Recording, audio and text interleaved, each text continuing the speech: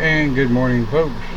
Good afternoon, good evening, whatever time it is, whatever part of the world where you are watching our broadcast, either pre-recorded or live, as it were. Welcome to Open Pagan Church. And today we're going to be talking about a topic that was come up by one of our members. Thank you, Lucy. Something each of us deal with on a daily basis. Something each of us have to go through on a daily basis. But before we get off into all of that, give a few people a chance to join if they're gonna. I want to let you guys know, and a bit of a reminder, click my see more here. In Facebook and on YouTube, on our archives, in the description box. In Facebook it's over on the right, and on YouTube it's down below. You're going to see a join us on discordapps.com. There is a standing invite that is not supposed to change, and it's not supposed to ever expire. Also below that is where we put the link to the music. If it's a playlist, such as it was this morning, the URL is posted in there. Also, you'll see the link to the YouTube archives, where since the inception of Open Pagan Church, our archives are there, where Facebook has a tendency to delete them after a while. Also, you'll see another link for our Flickr channel. If you're not aware of what Flickr is, it's hosted and owned by Yahoo. And if you have a Yahoo account, you have a Flickr account. That's where people share photos and stuff. It's kind of like a few others. I'll have to check that out. Yeah. Well, was that Cindy? Said I'm going to have to check that out. You've already checked it out because you're on the Open Pagan Church group on Flickr. Yeah, so like... my mind goes. Well, and on Discord apps, discordapps.com, the girls turned me on to this. It's an absolutely phenomenal way for us to do interviews here at Open Pagan Church. So if you have a topic that you want to discuss, or you have a coven or a group that you would like to talk about, or you have a good little debate, I said debate, not argument, but debate, and you want to get involved, hit me up, let me know, and we'll have a bit of a discussion, conversation, and we'll go on from there. Right. So I think Lucy is over in Discord, but I know that she's been busy this morning. I think Cindy is over in Discord. You heard her a while ago. And if anybody else joins into Discord and wants to drop their 2 cents in on this topic, absolutely, by all means, feel free. No trolls, no tolls. Your ass will be kicked. This is a family channel. Please remember that as I say the word ass. So there you go. What are we doing? Finding peace in chaos. Yeah.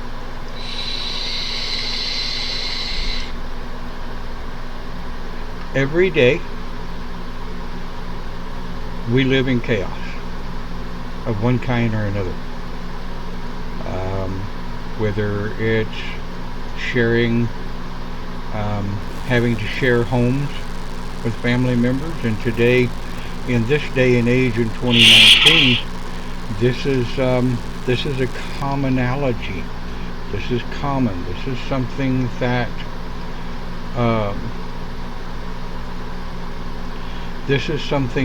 happens when we just can't make it. We just can't do it. And so family moves in with family and shares a household. So now you've got a multitude of different beliefs, different philosophies, different ideologies, and it can become a rather chaotic situation, especially with all your different personalities. Right. I've been with my sons almost since '05. Yeah, yep. We moved in with my parents a year and a half ago now, and we're helping each other out. It can be chaotic at times, but for the most part, we've been actually very fortunate. And I'm sure most people that watch our broadcast in one way, shape, form, or fashion have their own story for sure. So when you start talking, yeah, you start talking about the cost of living, jobs, and you know, um, at the time of this broadcast, they keep talking about, um, how the economy is getting better. It's getting better and better and better. Well, I know that within a mile and a half of us, there are homes popping up like popcorn. And these are $500,000 and up homes. I can tell you, I can't afford a $500,000 home. The idea of it. Okay, you're going to have to speak up a bit, Fair Loose. Yeah, that's one thing I don't understand is how people can afford $500,000 homes, and that's all that's popping up. It's like, who can afford that crap?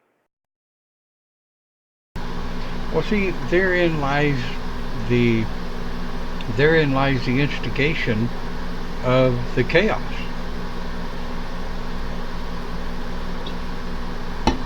Because when we're talking about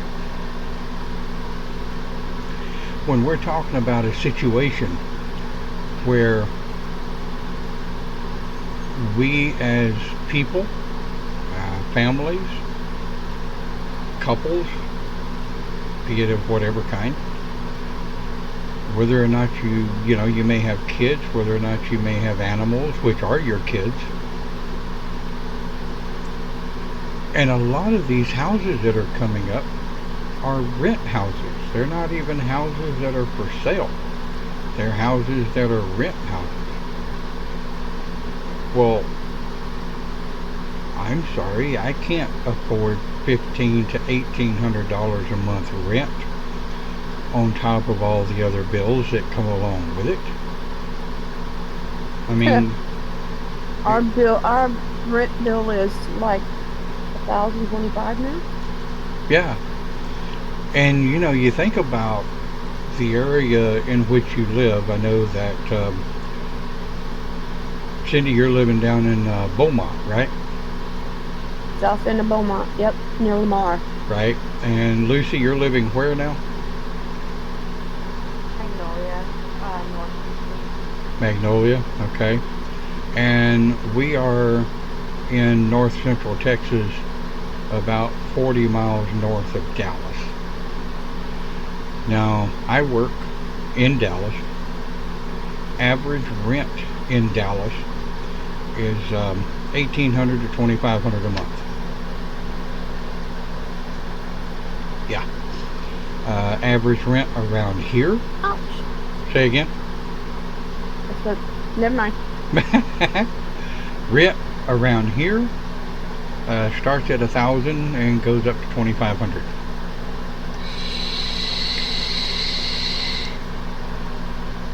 So when you're trying to find peace in chaos, That's hard to do. It's really hard to do. And then you compile the types of jobs that are out there today. I can tell you, if you're, and coming at it from a man's standpoint, if you're a man over 45 with any kind of decent work history experience at all, it is really hard to find a job making what your experience dictates you should make. And it's even harder for women. And it fascinates me to no end that here in America, being a country that is supposed to be so up on equal rights, well, equal is not real equal, and I don't even want to go down that rabbit hole. So when you're trying to find peace in chaos, I can kind of come at it from a medical standpoint, in that the psychological world, the world of psychiatry and psychology and counseling and what have you, they tell you that on an average you need 10 minutes to 15 minutes per day of quiet time, self-reflection time. Well, folks, I don't know about you, but I'm lucky if I get 10 minutes.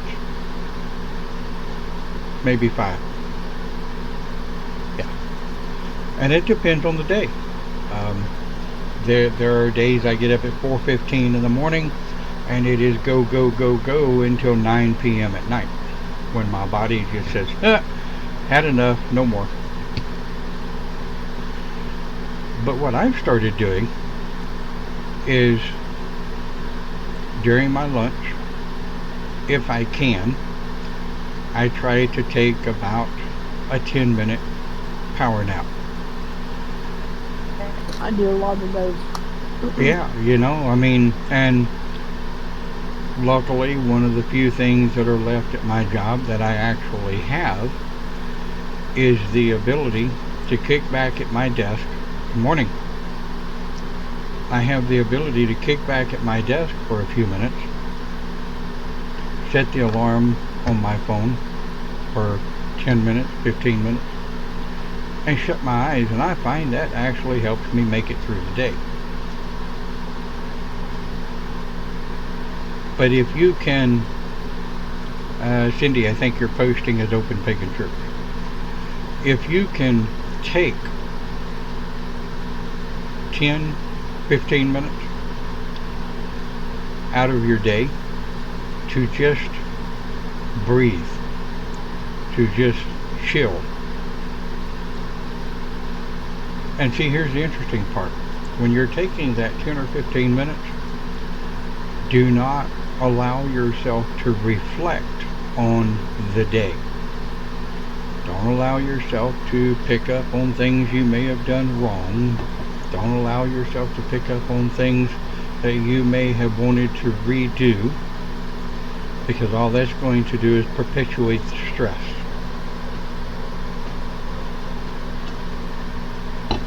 And when we're talking about perpetuating stress, that falls right off into it. In that,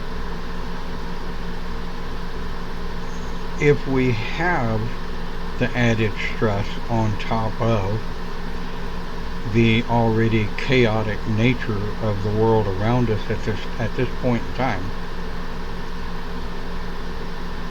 it increases people getting sick. It decreases your overall core energy, and it can decrease your ability to take care of yourself. So I know, And health go issues ahead. will pop up. And health issues will pop up. Well, yeah, kind of like I was saying, it's you can't take care of yourself. You can't maintain your health, and it will make you sick. It's like Cindy said. You will have compiling health issues.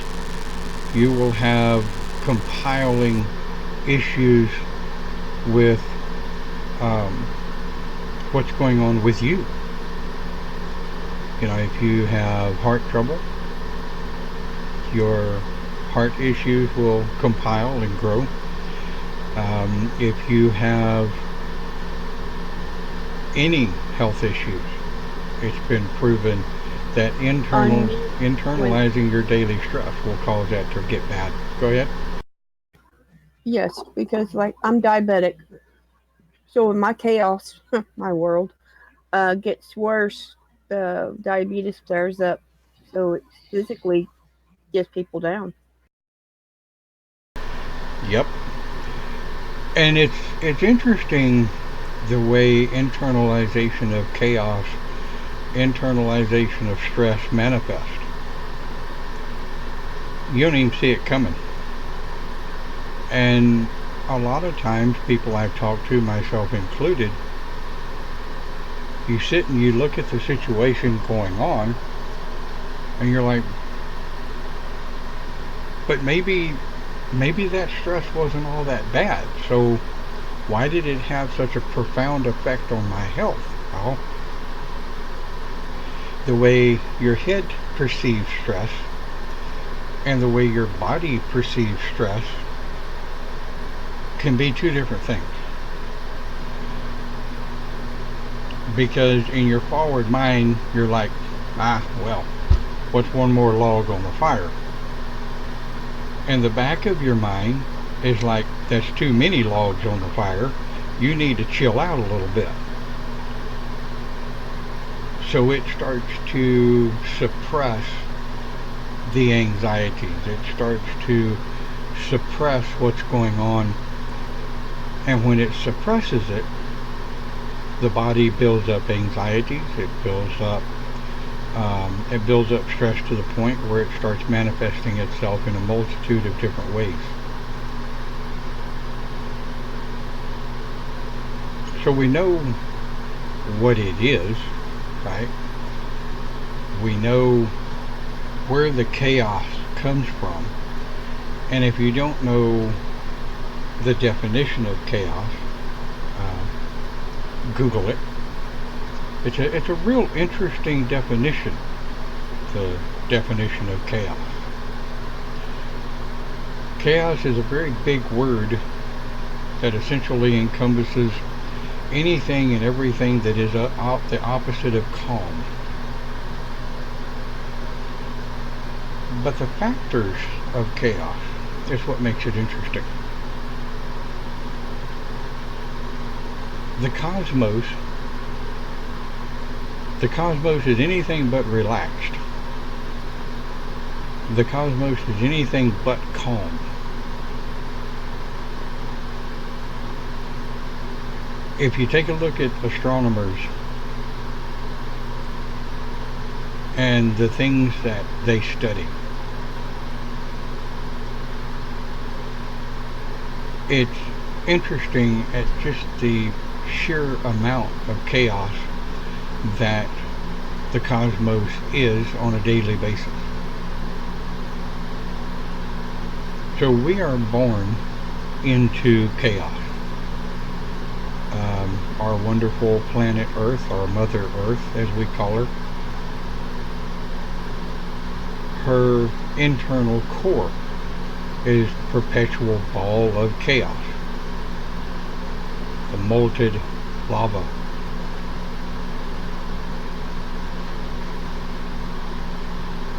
So how do we calm that chaos? How do we pull that calm down and be able to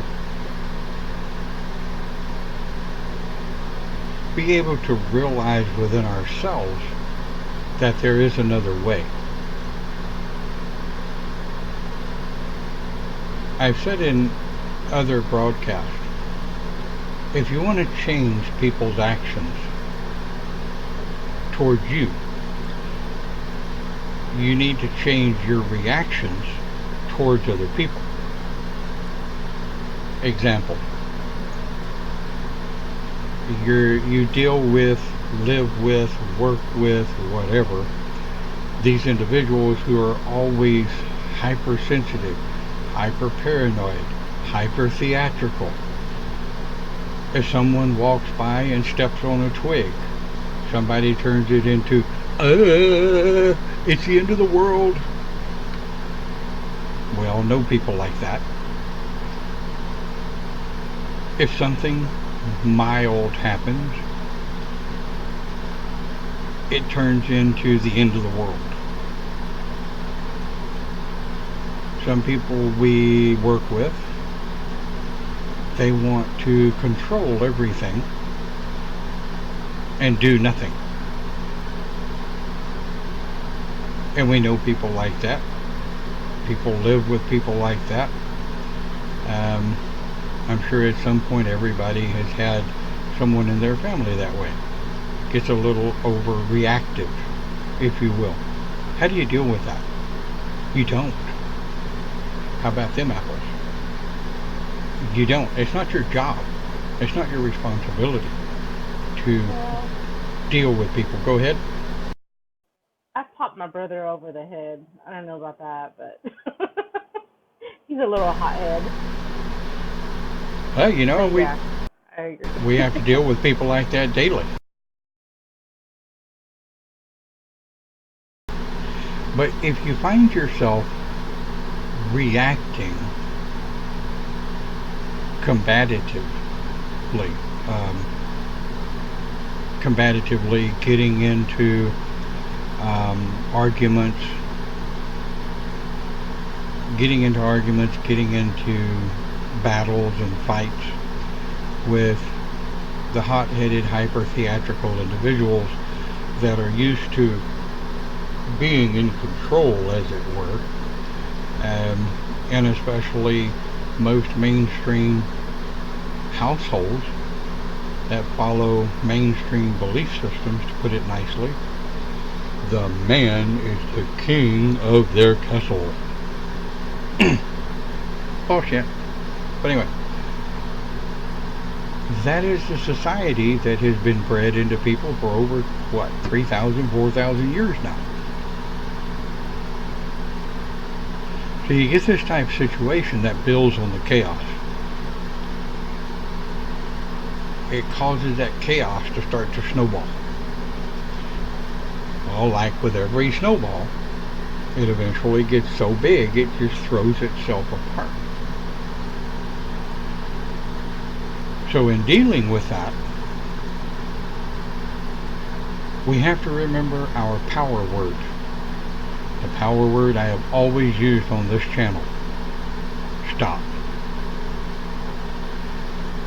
I have to stop my negative reaction to other people's negative input. I have to stop my own anxieties from causing me to react to others in a negative manner. I have to stop myself from wanting to dough pop the hell out of somebody or pick up something really large and hit them with it. Now, can we call that age? Can we call it life experience? Because I know when I was younger and crazier, I had no problem with just dough popping somebody and going, look, you need to get it together. You're like really out in South Field somewhere. But that doesn't help your chaos. When you deal chaos with chaos, you breed chaos.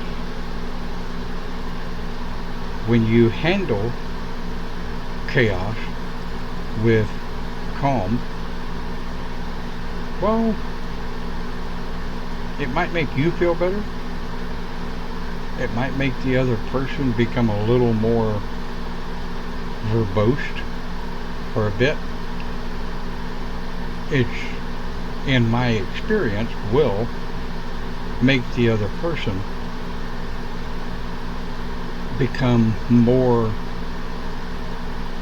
what's the word?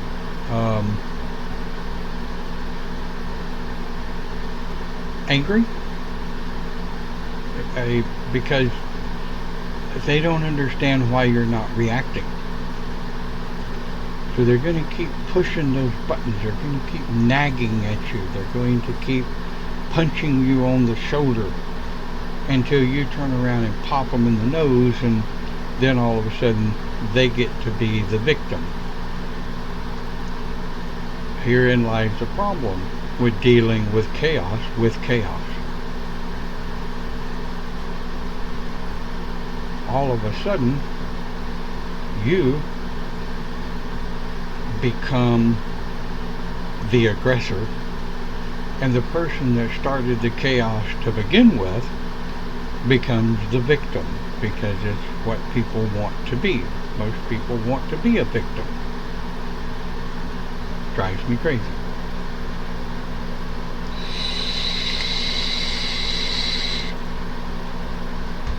But if you deal with chaos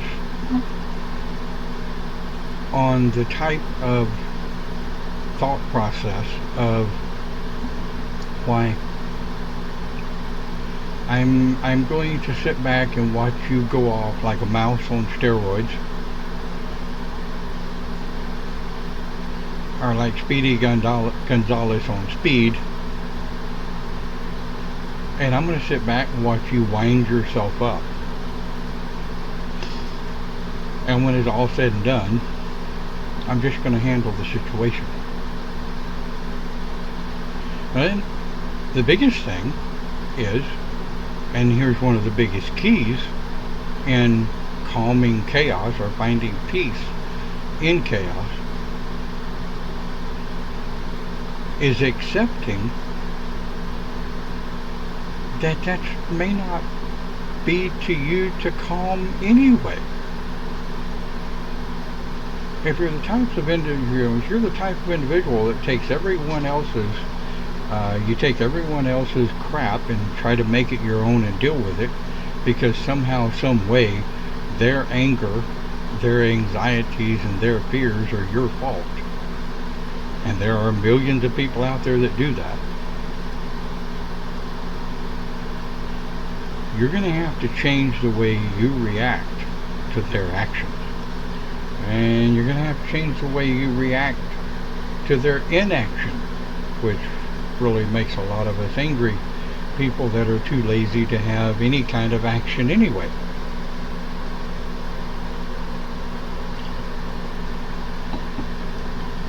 And I've always said one of my biggest pet peeves is stupid.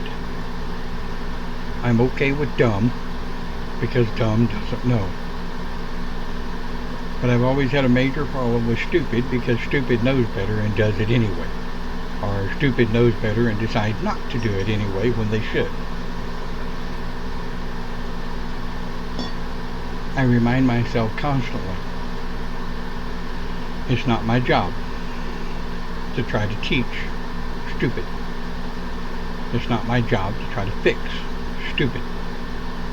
That's where that power word comes into handy that I was telling you about a while ago. Stop. Just stop. You want to stop your auto reaction to other people's actions or inaction. And this philosophy has really, really helped with my road rage. Now, I know there are those of you out there that do watch our broadcast that have road rage just as bad as, if not worse, than I've had or have. But one of the biggest ways I solve it, one of the biggest ways I keep from getting myself wrapped up in others' chaos, is I don't react. If I can get out of their way, I will, most of the time. If I can keep myself from getting tangled up in their own chaos, I do. as much as I can. Well, Well, this go ahead. topic we just had, someone just called me that my one of my exes just called me and talked to me, and he has had anger issues, but he calls me so he can focus on getting out of the chaos. Therein are the very people that may need to watch our broadcast. He's trying to get his internet going. He will watch it later. He can watch, but he can't get online with it. That's cool. People that watch the pre-recorded broadcast, that's fine too. They can post topics, or they can post ideas, or whatever. Yeah, I mentioned the broadcast. I said you really need to watch this. Yeah, yeah. So, finding peace in chaos sounds really, really simple. The answer to Then why do people not do it? well, that would be for the same reason you don't, I don't, and others don't all the time. Because human beings are reactionary creatures. At the True. core, yeah, at the core, human beings are reactionary creatures. We have to train ourselves to become watchers, to think first and then react. Now, there are times, and I'll say it right up before somebody else says it, there are times where you have to be reactionary.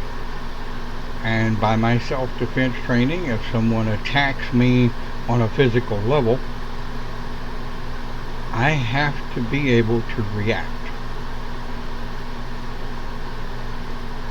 But if someone attacks me on a verbal level, if someone attacks us on a troll, for example, we've had them in this channel, we've had them on our groups.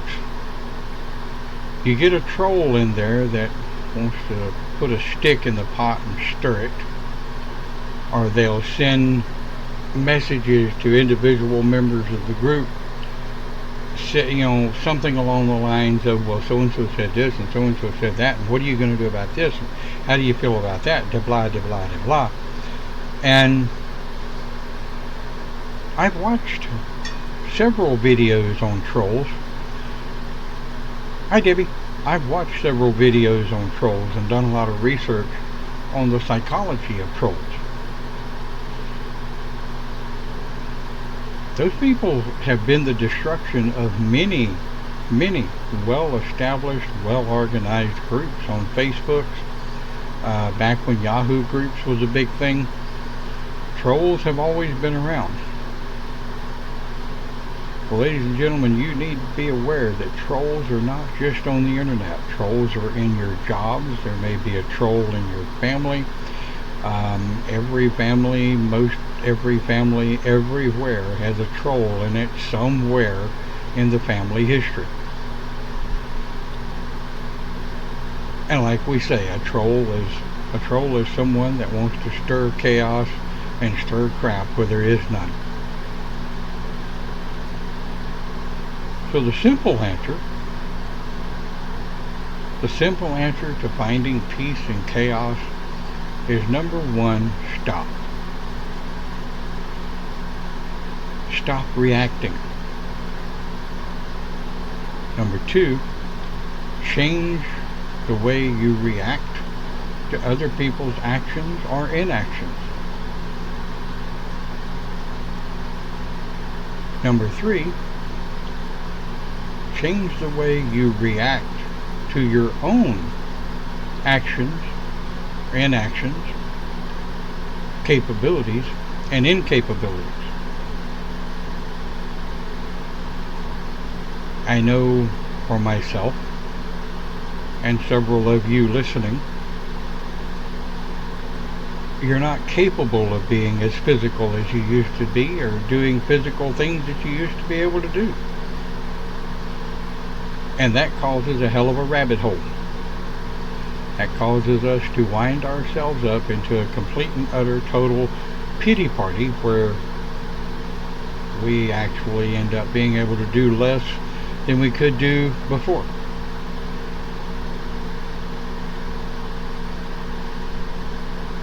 Peace in chaos. What begins where? With self. Absolutely. Peace with chaos begins with self. Stop. Change your reaction. Change your own reactions to yourself. It sounds so absolutely simple. Like so many rules in life, they sound simple as hell until you actually have to put it into action, until you actually have to put it into use. Then it becomes a thing, becomes a problem. Because humans are reactionary, it requires a lot of self-training to step out of that reactionary thought process and move into a, what we can coin the phrase, a peace in chaos reactionary process. There are a number of times where my phone will ring at work, and the poor caller on the other side will be so wound up. All you'd have to do is poke them in the nose and they'd unravel and probably cause a hydrogen bomb and just explode all over the place, and there'd be shit going everywhere. But if I stay calm and I say, let me see if we can get through this. Here's the information I need to help you get through the problem. Now, there are those that just simply won't hear it. There are those that the only thing they want to do is bitch and gripe and bellyache and whine. The only thing they want to do is whimper and whine about the fact that they have to change their password. And those types of people, I give them about a minute and a half to vent. So, okay, I get it. You're angry, you have to reset your password. You're even more angry that your password has to follow certain criteria. But please understand, I'm on your side. I get it. I do. I understand. But let's get your password reset so that you can go do the things you want to do, that you need to do, that you can't do while you're on the phone with me. Trigger words. Trigger words to use when helping someone calm down. Yep. Trigger words not to use when helping someone calm down. One of the biggest phrases I always tell my students and teach my employees not to use is the phrase that says, you really need to calm down.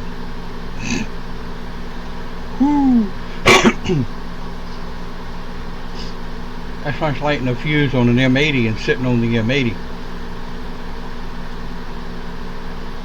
Telling people to calm down only causes a psychological rage much higher than what they would normally have.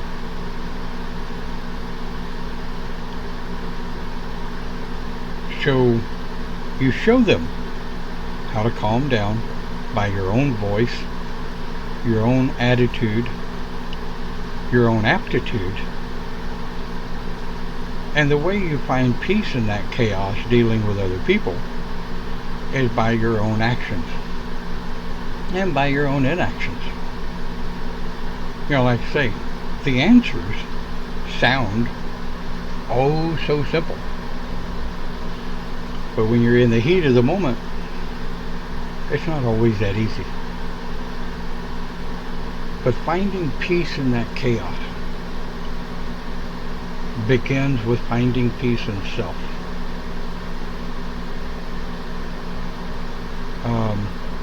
It brings to mind a song and a music video. I'm going to be a little cliche here for a moment. The singing group Alabama did a song many years ago called Rush and Rush. I rush and rush, essentially, to get no place. The music video was one of the lead singers standing in a city, and the people are zipping past him. They're going all over the place. They're just throwing balls to the walls and 90 to nothing. Lots of chaos going on around him, and he's standing there singing just like we're sitting here talking. And it essentially comes down to and boils down to my reaction to the chaos has to begin with a calmness of self. Even if that requires a nice deep breath, and breathe it out. And sometimes I'll pop my glasses up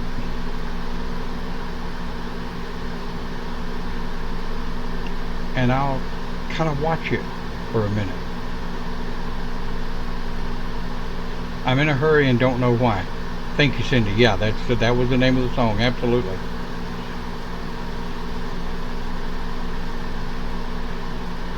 But in order for me to handle the chaos, and this may help some of you, it may not.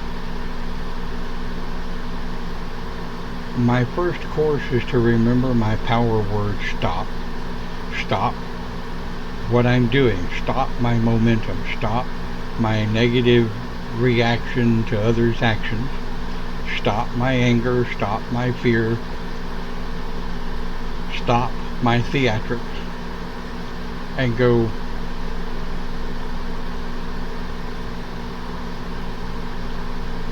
is that even my chaos to be involved in?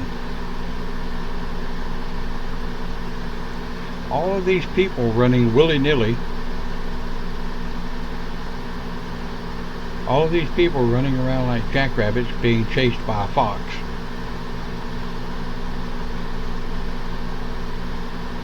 I'm not being chased by a fox. Why am I running with them? Stop. Get out of the way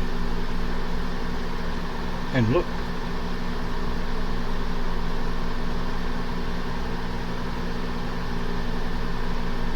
Finding peace in chaos is first finding peace within yourself.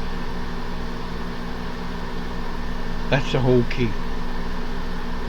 Sounds simple. Sounds really simple. Not that simple. No, finding chaos in me right now, I have to sit back and just push everybody away. Not the family, of course, but who's causing the chaos. I will push them away and say, okay, stop. Do you really need this in your life right now? Is this person trying to drive you into their chaos? And I'll have to rethink everything and see, okay, settle down. And that's a big part. Sometimes you just gotta kind of have to go, whoa. Wait a minute. You also need to be careful about going away quickly, though. Lucy, can't hardly hear you, hon. We also have to be careful about pushing people away too. Yes, absolutely. You have to be careful how far away you push them. Right. But here's a suggestion for that. Why push them away when we can just kind of flip the switch for a minute? Well, that's what I meant. You know, they're causing so much chaos right now. They're out of control. I will push them and say, okay, wait, you guys, you need to settle down, rethink this. That way, everybody can kind of slow down the chaos. May I recommend change the phrase slow down, calm down. Change the phrase telling people what to do, and maybe go, hang on. Everybody take a deep breath. Okay, what are we doing? And then when everybody starts, and it's really kind of funny because I've done that in a circle of people. Everybody will be going, and nothing is getting accomplished. And I go, wait a minute. And they go, it's quiet for about 5 seconds. And I go, what's the problem? And then everybody hits y'all at one time. Ain't nobody saying nothing. And a lot Like of times, Charlie Brown cartoon. Yeah. Yeah. You know what I do then? I sit back and I shut up and I look at everybody. I stop reacting. And do you know that 100% of the time, every time I've ever done that in a crowd of people, inside of about 90 seconds, everybody goes and they look at me.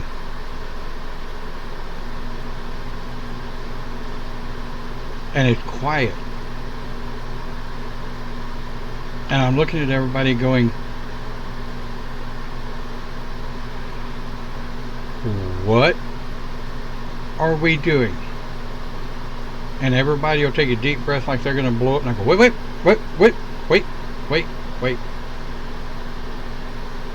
One at a time.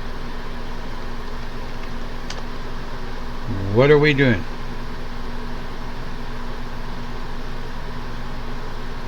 So what I did was, by doing that,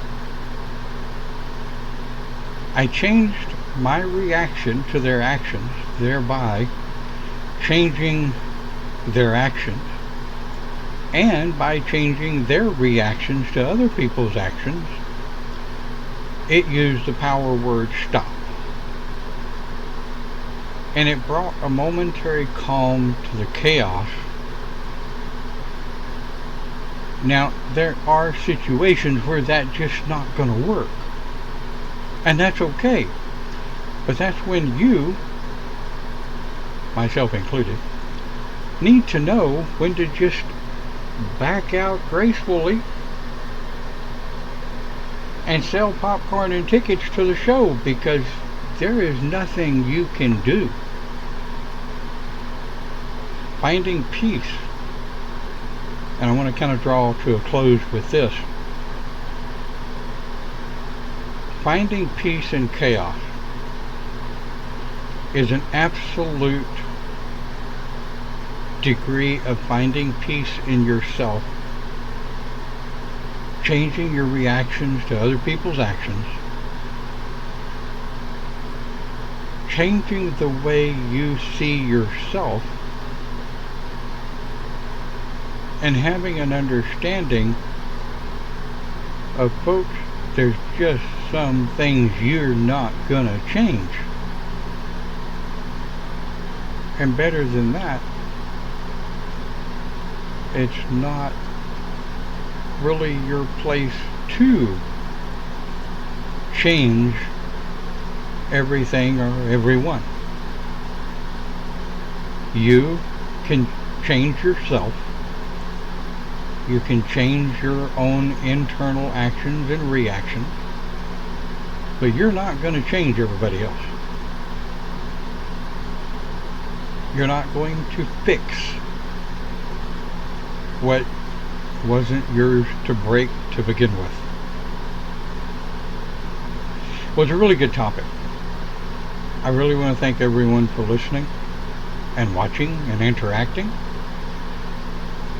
And we've already got the topic posted for next week, I think. But we'll see you right here next week on Open Pagan Church. Have a wonderful week. Have a wonderful what's left of your weekend or a wonderful day. And we'll see you right here. Have a great day.